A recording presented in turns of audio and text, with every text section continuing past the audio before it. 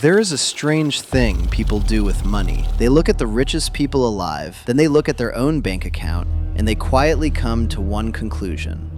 That world is not for me. Not because they are lazy, not because they lack ambition, but because the gap looks too large to understand.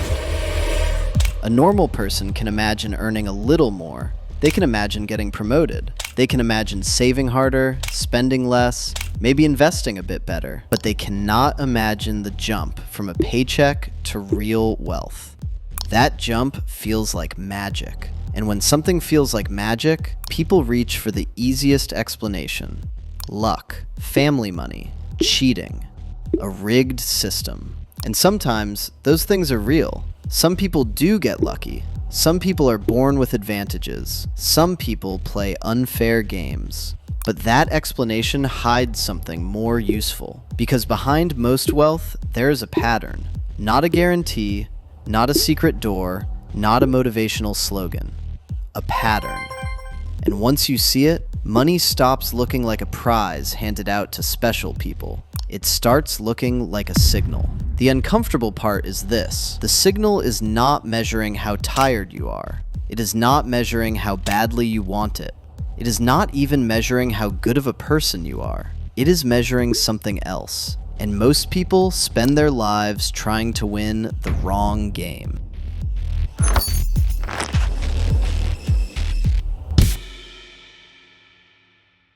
Most people are taught to think of money as a reward for time. You go to school, you get trained, you find a job, you work a certain number of hours. At the end of the week or the month, money arrives. That system feels normal because almost everyone around you is inside it. Your parents may have lived that way. Your teachers may have prepared you for it. Your friends may complain about it every day, then wake up and do it again. So over time, the idea becomes invisible. Work equals hours. Hours equal pay. Pay equals life. And once that idea gets deep enough, your whole future begins to shrink around it. You stop asking, how do people become wealthy? You start asking, how do I survive until the next paycheck? That is a very different question. One question opens a door. The other keeps you inside a room. This documentary is about that room, how people get trapped inside it, why the trap feels so reasonable, and why escaping it is not as simple as work harder or think positive. Because the real divide is not between people who care about money and people who do not. It is between people who sell their time and people who build something that can work without them. That difference sounds small. It is not. It changes everything. The first trap does not feel like a trap. It feels responsible. Get good grades. Find stable work. Keep your head down. Pay your bills. Save what you can. Avoid mistakes. There is nothing foolish about that. For many people, this is survival. It is how rent gets paid, how food gets bought, how families are kept safe. The problem begins when survival is sold as the full map. Because a job can give you income, but it usually gives that income with a condition attached. You have to keep showing up. That is the hidden line in the contract. Money comes in, but only while your time goes out. Miss a shift, and the money changes. Get sick, burn out, have a family emergency, and the weakness of the setup appears very quickly. The paycheck is not just payment. It is a leash. For a while, the leash can feel comfortable. It gives structure. It gives identity. It gives a sense of progress. But then life gets more expensive. Rent rises. Bills stack up. Debt sits in the background like a quiet alarm. The things you thought would make you feel secure start moving further away. And the answer most people are given is always the same. Work more. Earn a little more. Spend a little less. Be patient. But patience has a cost that no one puts on the receipt. Time. A person earning by the hour can increase their income, but there is a ceiling waiting for them.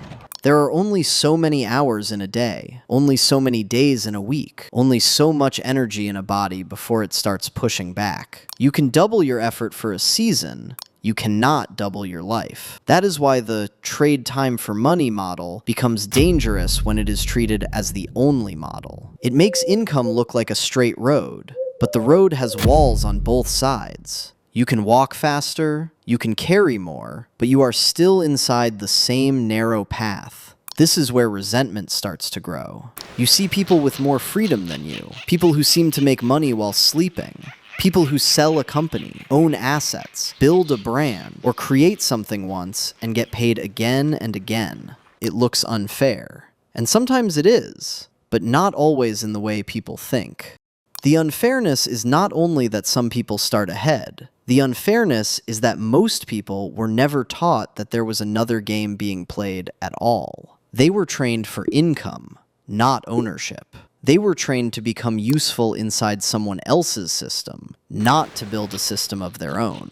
And once you understand that, the anger changes shape. Because the problem is no longer just that rich people have more money. The problem is that many people are trying to reach wealth using a tool that was never designed to create it quickly. A wage can feed you. A salary can stabilize you. A career can improve your life. But if your income depends entirely on your personal time, then your wealth depends on how much of your life you are willing to sell. That is the first hard truth. Not a pleasant one. But it explains why so many people can work for years, do what they were told, avoid huge mistakes, and still feel like freedom never gets closer. They were not lazy, they were not stupid, they were using a slow machine and expecting a fast result. And once you see the machine clearly, another question appears. If money is not really paying for effort, then what is it paying for?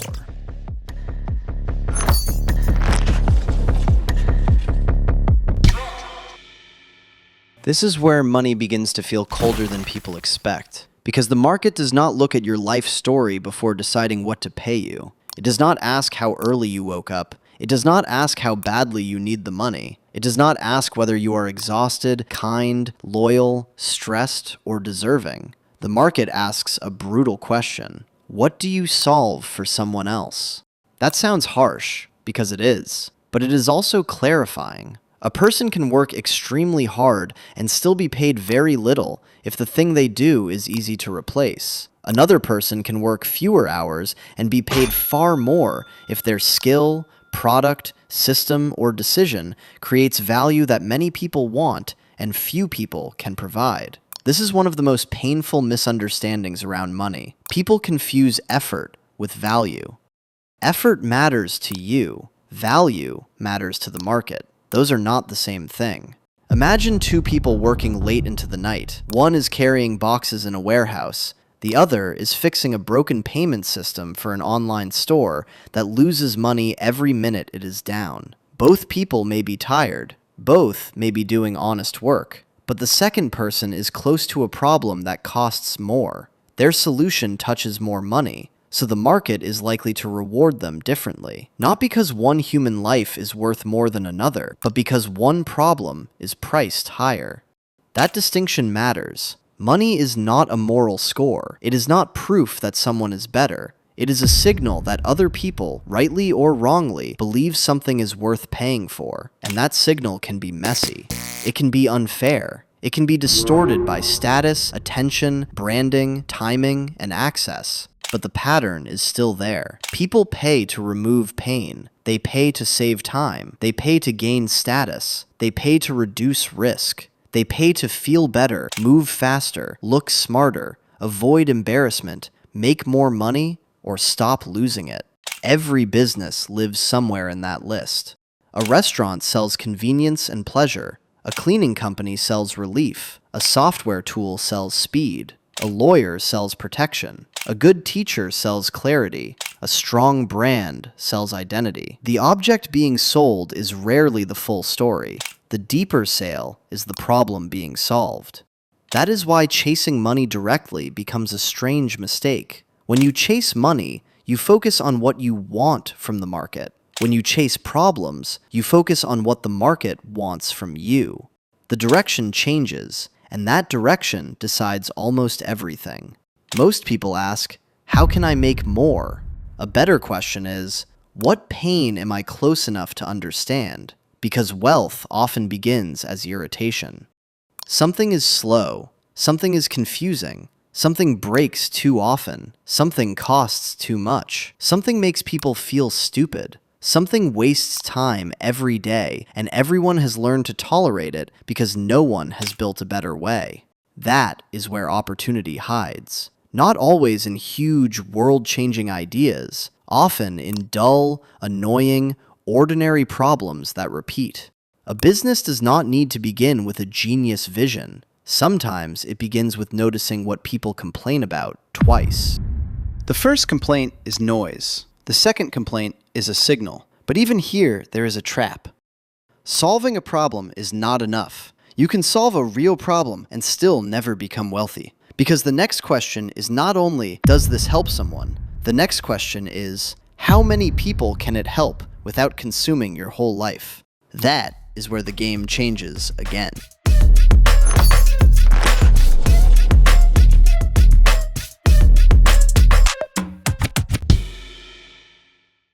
A person can escape a bad job and accidentally build another one. It happens all the time. They quit, start a service, find customers, make money, and feel free for a moment. Then the calendar fills. Every client needs them.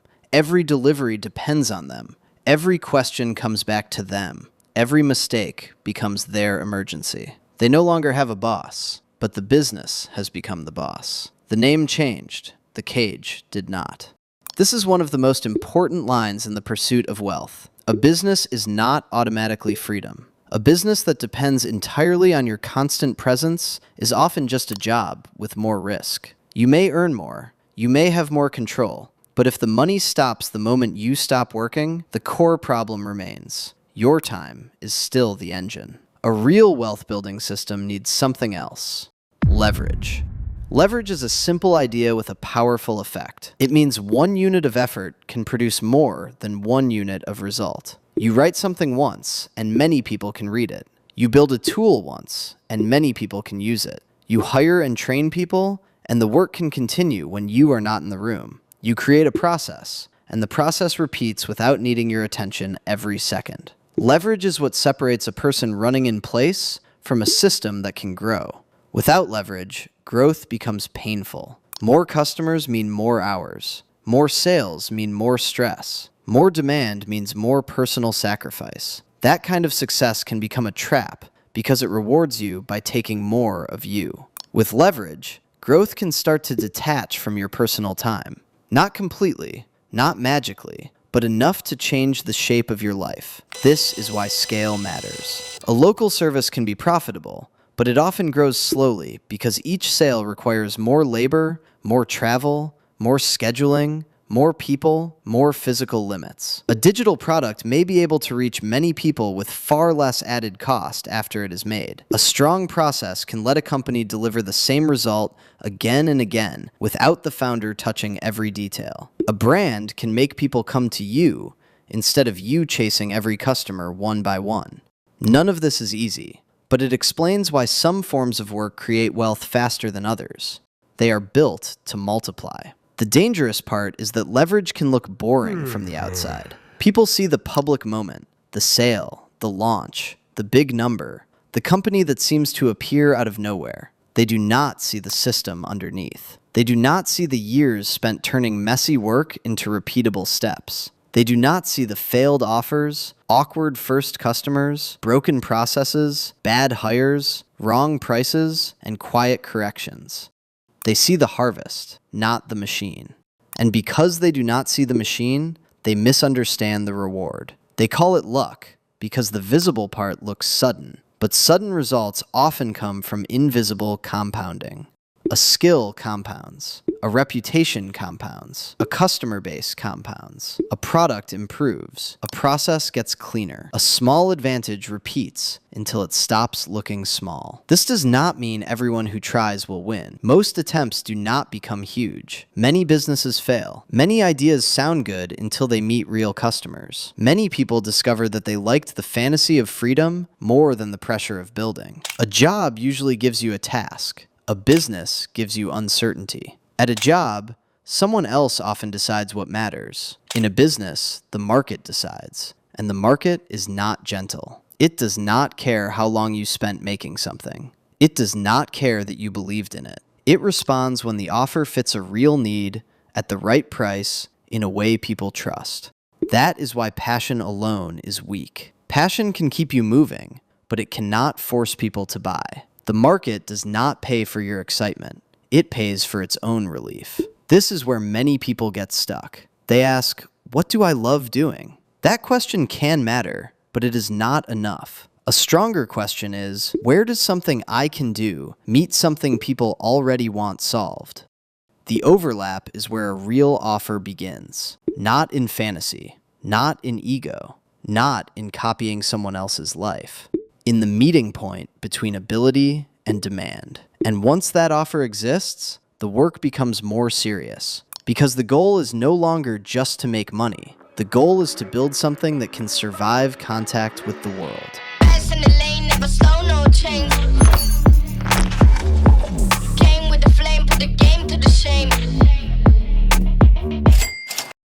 There is a reason wealth stories often feel misleading. They skip the middle. They show the broke beginning, then the rich ending. They show the idea, then the reward. They show the garage, the laptop, the big acquisition, the headline, the lifestyle. But the middle is where the truth lives. The middle is ugly. The middle is where the first version does not sell, where people ignore the offer, where friends say, it sounds interesting, but never buy, where the product breaks, where the customer complains, where the founder realizes that solving a problem in theory is much easier than solving it in a way strangers will pay for. This is the part that makes the wealth equation feel less like a fantasy and more like a test, because every business is a conversation with reality. You make an offer. Reality answers. If the answer is silence, that is data. If the answer is confusion, that is data. If people buy once and never return, that is data. If people complain about the price, the result, the trust, the timing, or the promise, that is data. Most people take this personally. The market rejects the offer, and they feel like it rejected them, so they quit too early. Or they do the opposite. They fall in love with their idea and refuse to listen. They keep polishing something nobody wants, hoping that effort will turn into demand. But effort cannot bully the market. The market has to be understood. This is why failure is not just a motivational badge. It is information. A failed attempt can show that the problem was not painful enough, the customer was wrong, the price did not fit, the message was unclear, or the solution was too hard to use. A good builder does not treat every failure as proof of doom. They treat it like a map with red marks on it. Not all red marks can be fixed. Some ideas deserve to die. But every serious attempt teaches something about where value actually lives. That is why fail fast is often misunderstood. It does not mean fail carelessly. It does not mean throw random ideas into the world and hope one explodes. It means shorten the distance between assumption and truth. Do not spend years building what could have been tested in weeks. Do not protect your ego from feedback so long that the truth becomes expensive. The faster reality speaks, the faster you can adjust. This is where building wealth becomes less glamorous than people expect. It looks less like a lightning strike and more like repeated correction. Notice a problem, make a small offer, see what happens, adjust, improve, remove friction, build trust, make delivery easier, make results clearer. Then repeat until the thing either grows or proves it should be abandoned. That process is not romantic, but it is powerful. Because every correction reduces waste. Every correction brings the offer closer to what people actually value. And if the solution becomes useful enough, trusted enough, and easy enough to access, something interesting happens. The business stops being only an idea. It becomes an asset. An asset is different from a task. A task has to be done again and again. An asset can keep producing. A customer list can be an asset. A trusted brand can be an asset. A piece of software can be an asset. A repeatable process can be an asset. A team that knows how to deliver without chaos can be an asset.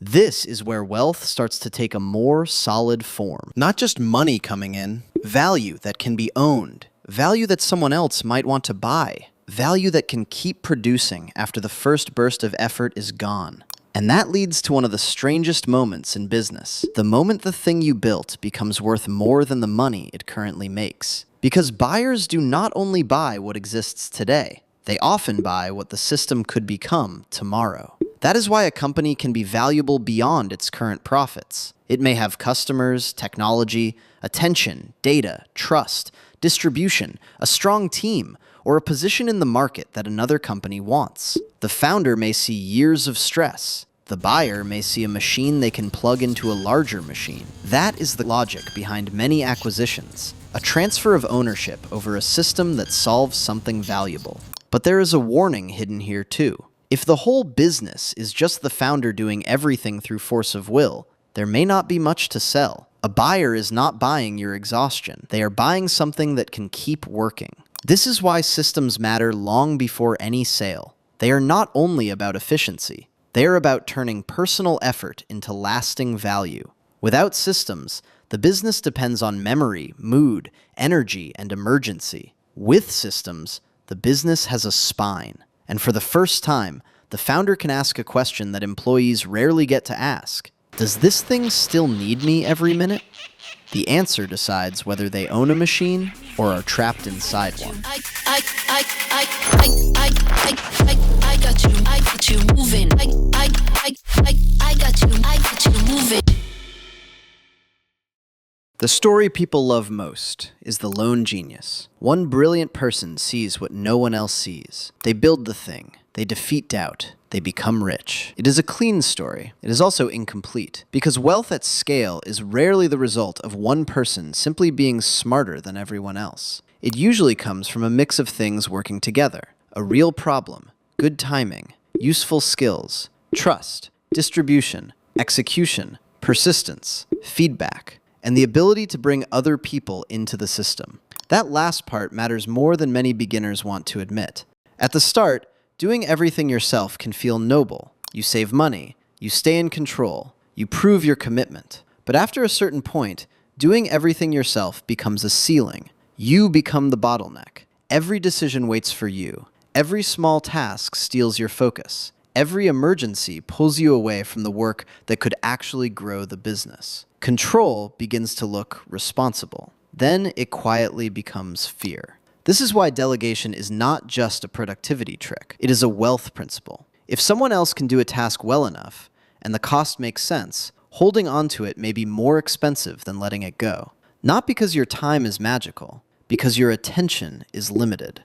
A founder stuck answering every message, editing every page, packing every order, fixing every minor error, and approving every small choice may feel busy. They may even feel important. But busyness can hide weakness. A system that needs constant rescue is not strong. It is fragile. The goal is not to disappear completely. That is often unrealistic, especially early on. The goal is to remove yourself from the parts where your personal involvement does not create the most value.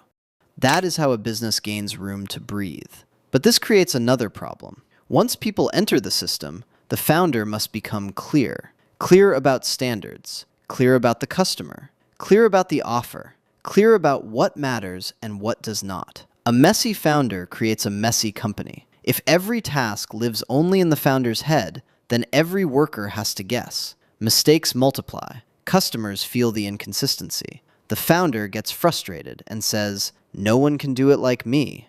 Sometimes that is true. Often, it means the system was never taught. This is one of the least glamorous parts of building wealth: making the invisible visible. Writing down the process, defining the promise, setting the standard, training people, fixing the same problem until it stops returning. That work does not look impressive online, but it is the work that turns chaos into something repeatable, and repeatable is valuable. A restaurant with one amazing cook may have a loyal crowd. A restaurant with a reliable process can serve many more people without falling apart. A consultant with rare insight may earn well. A consulting company with a method, a team, and a clear result can grow beyond one person's calendar. A creator with attention can make money. A creator with products, systems, and distribution can build an asset. The pattern repeats. Wealth grows when value can move through a system without being trapped inside one person.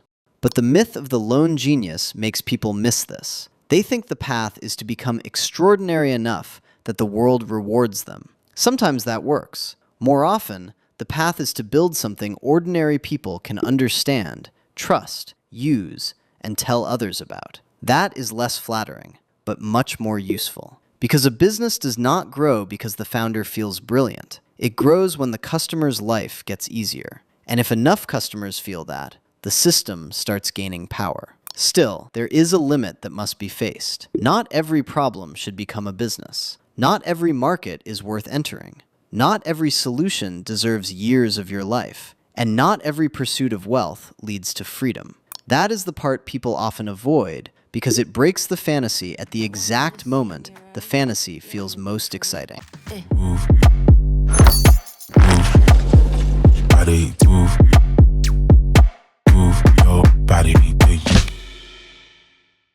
The idea sounds clean. Find a problem, solve it, scale the solution, build systems, create wealth. But real life is not clean. Some problems are painful but not profitable. Some people need help but cannot afford to pay. Some markets are crowded. Some solutions are useful but too hard to explain. Some businesses make money but destroy the life of the person running them. This is why wealth cannot be treated like a simple recipe. It is closer to a set of forces. Value matters, scale matters, timing matters, trust matters, distribution matters. Your own ability to endure pressure matters too.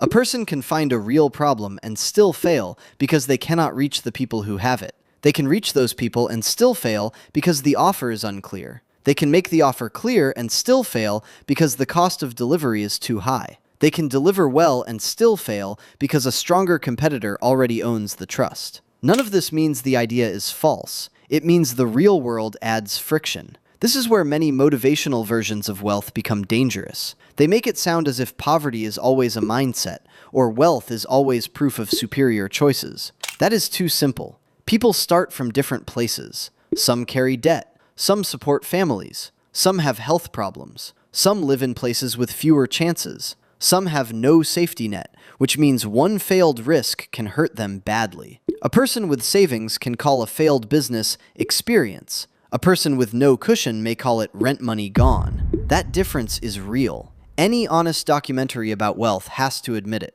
The game is not equal. But unequal does not mean impossible. It means strategy matters more. A person with fewer resources may need to take smaller risks, test faster, keep income while building, choose problems closer to their current skills, and avoid copying people who can afford to lose more. This is a quieter kind of ambition, less dramatic, more durable. Instead of burning everything down, you build a bridge, a small offer after work, a skill that can earn more, a service that teaches you what customers need, a simple product made from problems you already understand, a side income that becomes evidence before it becomes a leap. The goal is not to gamble your life on a fantasy. The goal is to move toward ownership without destroying your base. That distinction saves people, because take the risk sounds brave until the risk was never properly measured. There is also another place where the equation breaks. Some people get the money and lose the thing they wanted money for. They build a business to gain freedom, then become unable to stop. They escape the boss, then become cruel to themselves. They earn more, spend more, compare more, chase more, and somehow the finish line keeps moving. At that point, money is no longer the tool, it has become the master. This is the hidden danger in chasing wealth without asking what the wealth is meant to buy. Not the car, not the house, not the watch. Those are symbols. The deeper purchase is usually control. Control over your time. Control over your choices. Control over where you live, who you help, what work you do, what you can refuse, and how much fear sits behind every bill. That is what people are really reaching for. Freedom from constant financial pressure. Freedom from asking permission for every piece of their own life. Freedom from trading the best hours of their day for a future they may be too tired to enjoy. But freedom has to be defined early. Otherwise, the chase can eat the reward. A business can scale. Desire can scale too. And if desire scales faster than wisdom, no amount of money feels like enough. This does not mean wanting wealth is wrong. It means wealth needs a job. It should serve something, a family, a mission, a way of life, a chance to build, a chance to rest, a chance to choose. Without that, the equation becomes empty. It may produce money, but not peace. It may create status, but not direction. And that brings the whole subject back to the place people least expect. Not money as a number, money as a mirror. It shows what people value. It shows what markets reward. It shows where problems are painful. It shows how time is being traded. And eventually, it shows what a person is willing to become in order to get more of it. That is not a small question, because the road to wealth does not only change your bank account, it changes your habits, your friendships, your fears, your schedule, your patience, your pride, and your relationship with failure. The price is not only effort, the price is transformation, and not everyone wants to pay it. You know we don't play, stay out the way. Check out this look on my face. I'll come save the day. Give me my cape. Look at I'm flying away. Five-star cream of the crop. Go and make spot. Go and put the cherry on top. By now, the shape of the game looks different. Money is not only something earned, it is something attracted by value, multiplied by leverage, protected by systems, and shaped by the market. That does not make wealth easy. It makes it less mysterious. A person trapped in paycheck thinking asks, how many hours can I sell? A person thinking in value asks, what problem can I solve? A person thinking in scale asks, how many people can this help without needing all of me? A person thinking in ownership asks, what am I building that can last? Each question opens a wider door, but the widest door is not financial. It is personal, because the real goal was never paper, numbers, or status. Those things are only markers. The deeper goal is the ability to wake up without money controlling the entire shape of your day, to say no to work that drains you, to help your parents without panic, to take care of your health without calculating every cost, to travel without turning the trip into debt, to spend your time on something meaningful instead of only something necessary. That is why the subject carries so much emotion. People do not want money because they love numbers. They want money because life feels smaller without it. Financial pressure makes the future feel like a locked door. And once that pressure has followed you long enough, freedom stops sounding like luxury. It sounds like oxygen. But there is a final irony. The people most desperate for money often chase it in ways that keep it away. They chase quick wins. They chase appearances. They chase whatever looks rich from the outside. They copy outcomes instead of studying causes. They want the reward before understanding the machine. And the machine is patient. It does not care how badly someone wants the result. It only responds when value reaches the market in a form the market accepts. So the practical path begins smaller than the dream. Not with a mansion, not with a billion-dollar company, with attention. What are people already paying for? What are they complaining about? What do they try to avoid? Where are they wasting time? Where are they confused? What do they want done faster, cheaper, easier, safer, or with less stress? Then comes honesty. Can you solve any part of that? Can you learn the skill? Can you test the offer? Can you reach the people? Can you deliver the result? Can you improve it without lying to yourself?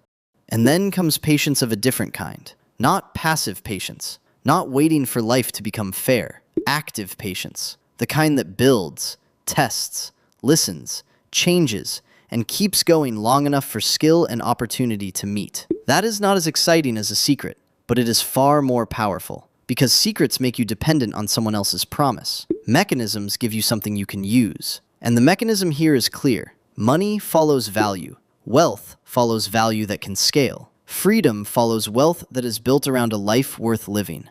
Miss the first step, and you chase cash. Miss the second, and you create another job. Miss the third, and you win the game, but lose the reason you started. That is the part that matters most. Not everyone needs to become rich. Not everyone should build a company. Not every life has to be shaped around business. But everyone should understand the game clearly enough to choose. Because once you see the difference between selling time and building value, you cannot unsee it. You notice it at work. You notice it in businesses. You notice it in creators, products, services, careers, and industries. You notice when someone owns the system and when someone is being consumed by it. And you begin to ask a better question. Not, why am I not rich yet? But, what am I building that separates my income from my hours? That question is dangerous in the best way. It breaks the spell. It turns money from a mystery into a map. And once you have a map, the road may still be hard, but at least now you know which direction you are walking.